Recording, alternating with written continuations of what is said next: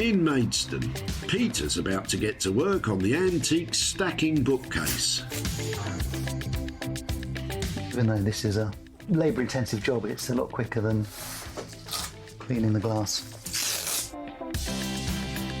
He's covering the glass doors with newspaper ahead of applying a strong solvent to the oak casing. It's like wrapping presents for Christmas. So next, probably start stripping. I beg your pardon, Peter? The bookcase, not me. Oh, that's a relief. Start breathing like Darth Vader. Peter's promised Sarah he'll get the bookcase looking its best again, so is applying stripper to the frame to lift the existing shellac, before rubbing it down with coarse wire wool. It's a nice colour underneath. Sounds promising. It's oak, it's all oak. Which is nice. And with the old finish stripped away, Peter is moving on to applying a fresh layer of French polish. Cotton wadding, layer of cotton, wrap that in there. This is special pale polish, so pour it into the cotton wadding. That's about enough. Turn that over. Now this is rubber. This is what's used for the French polishing. Peter is being careful to retain the bookcase's antique appeal, rather than making it look brand new again. That's nice. The more layers I put on of this, the shinier it becomes.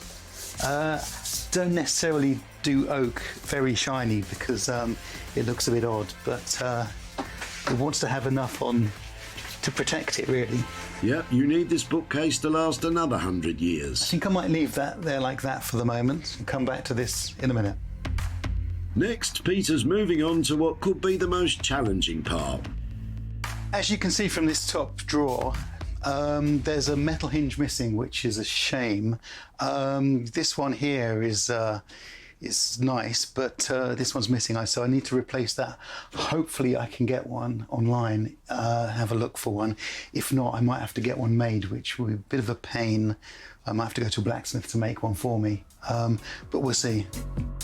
This type of bookcase was produced in the late 19th century, so it's no surprise the hinges aren't readily available on the high street. Ah, I think I found some. Bingo! Right, I've found some, but they're from America and they're very expensive. So, don't know. I'll keep looking, see what I can find. Uh-oh, I think when Peter said expensive, he meant very expensive. Looks like Plan B for blacksmith may have to be actioned. It's never easy. With her own project to success, Sarah's in Maidstone to find out how Peter's got on with the antique stacking bookcase. I've really enjoyed working on this. It's a lovely piece and I think I've done a really good job on it. I hope she's pleased. They are not the most contemporary piece of furniture. So Peter's got to have made this one absolutely beautiful and function perfectly, which is actually quite a tall order. When Sarah found it, it looked like the end of the story for the antique bookcase.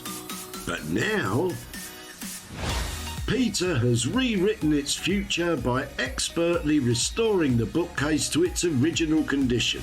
The surfaces have been painstakingly stripped and French polished, and Peter managed to locally source a replacement hinge to ensure every compartment's mechanism is in perfect working order. He set out to create a whole new chapter for the 120-year-old bookcase. But will it be the happy ending Sarah hoped for? Peter?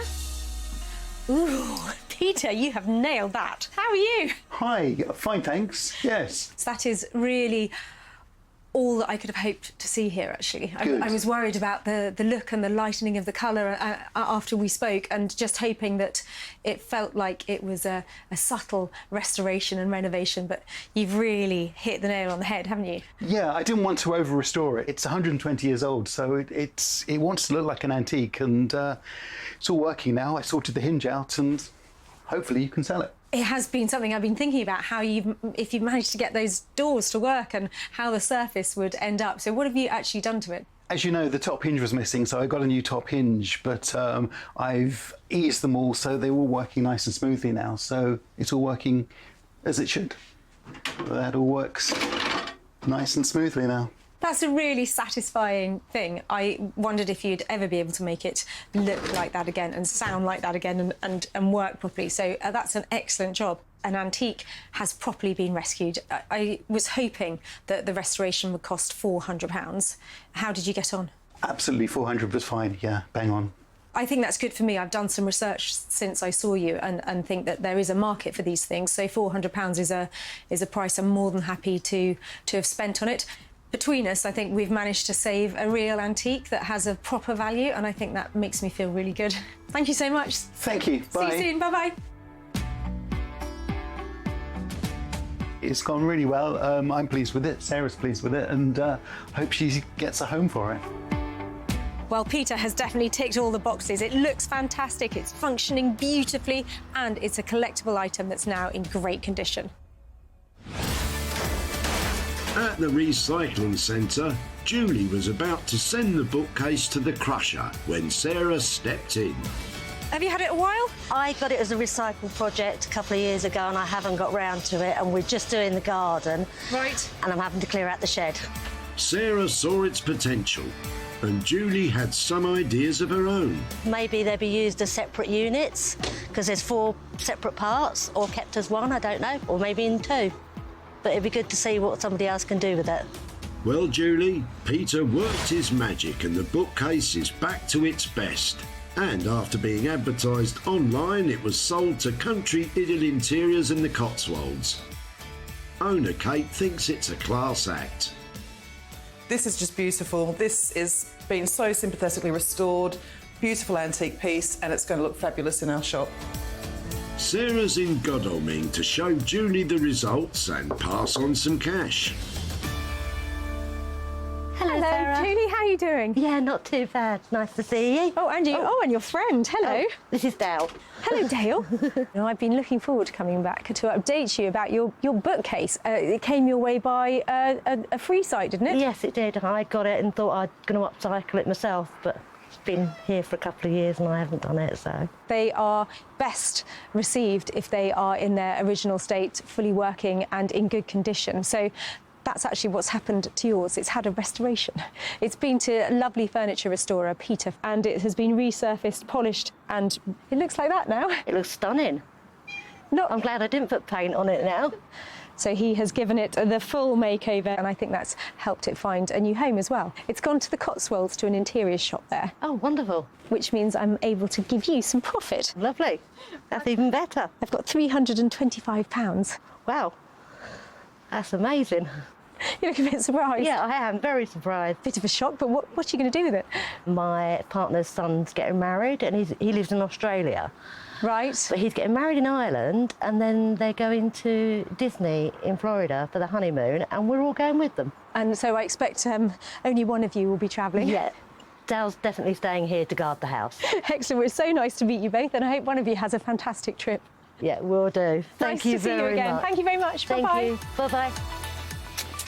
Come on. Peter came in on budget at £400 to restore the stacking bookcase. It was sold for £725, leaving Julie with a profit of £325 that she's going to put towards a lovely holiday to celebrate a family wedding. Bon voyage.